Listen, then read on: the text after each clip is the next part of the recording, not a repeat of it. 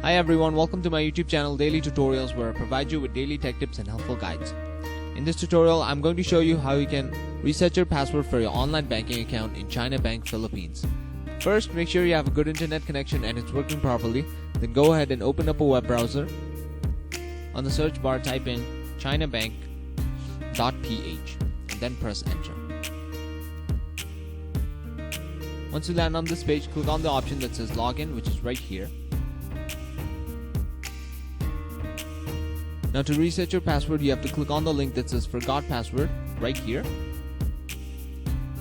And then type in your username here, your email address here, and then click on submit. Once you click on submit, you should be directed to another page where they'll further guide you on how you can reset your password for your online banking account for China Bank Philippines.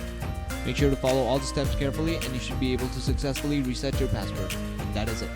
Thank you very much for watching this video. Be sure to leave a like, share this video, and subscribe to our channel for more helpful guides just like this.